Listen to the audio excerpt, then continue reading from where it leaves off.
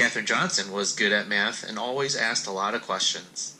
In 1953, she applied to the laboratory for a computer job and was placed on a team that tested actual planes while they were flying in the air. Their research was used to figure out ways to prevent future plane crashes. In one of her projects, she learned how to analyze turbulence, or dangerous gusts of air. No one knows how many lives her work may have helped save. Katherine wanted to help the group prepare its research reports, so she asked if she could go to meetings with the other experts on her team.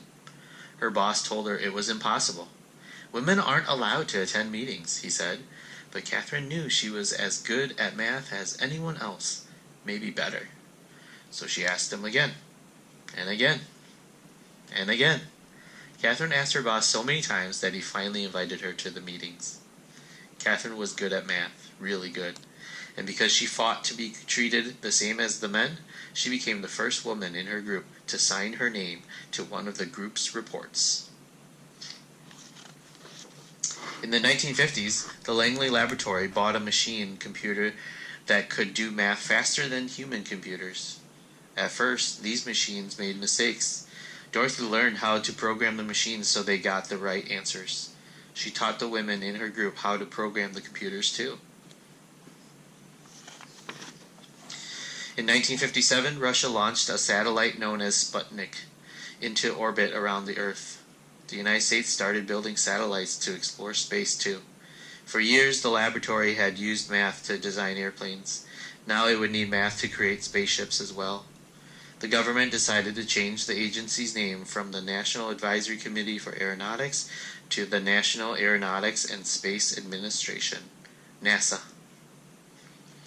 In 1961, President John F. Kennedy told Congress, "I believe that this nation should commit itself to achieving the goal, before this decade is out, of landing a man on the moon and returning him safely to Earth."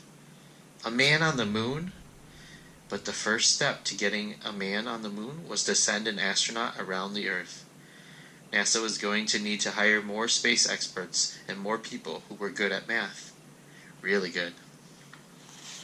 The people at the laboratory had to work together from morning to night to figure out how to send astronaut John Glenn into space and bring him back to Earth safely. Katherine Johnson knew she could use math to help. "Tell me where you want his spaceship to land, and I'll tell you where to launch it," Katherine told her boss. Katherine helped calculate the trajectories or pathways that rockets traveled through space. She had to plan Glenn's exact route, from takeoff in Florida to splashdown in the Atlantic Ocean. There was no room for error. No one was better than Katherine at solving these tricky math problems. Days before his mission, John Glenn wanted Katherine to double-check the machine computer's trajectory calculations to make sure it hadn't made any mistakes. When Katherine said the numbers were correct, Glenn was ready to go. On February 20th, 1962, Glenn blasted off into space, circled the Earth, and made his way home safely. Meanwhile, laws began to change so that black and white students could go to school together. Blacks fought for the right to sit beside whites on buses and to drink from the same water fountains. At the laboratory, black and white computers started working together in the same offices, eating at the same lunch tables, and using the same bathrooms. Black and white moviegoers could sit next to each other in the same theater.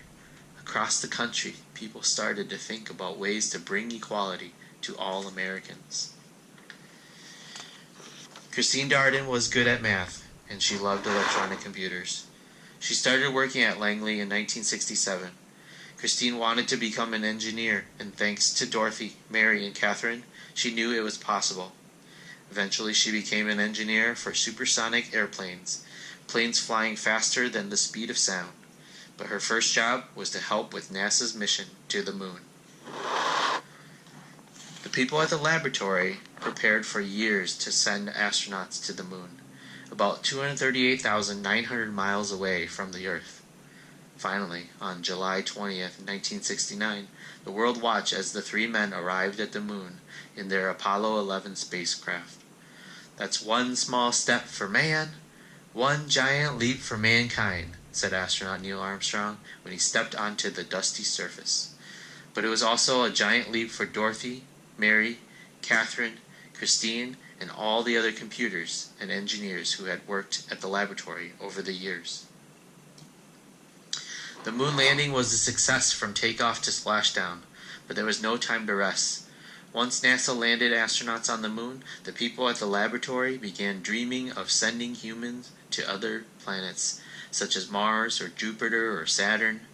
They started to imagine hyperfast space planes that could travel around the Earth at 7 times the speed of sound. The next adventure wouldn't be easy and would require lots of tests and lots more numbers. But Dorothy, Mary, Catherine, and Christine knew one thing. With hard work, perseverance, and a love of math, anything was possible. And that's the end. That was Hidden Figures. True story of 4 black women in the space race.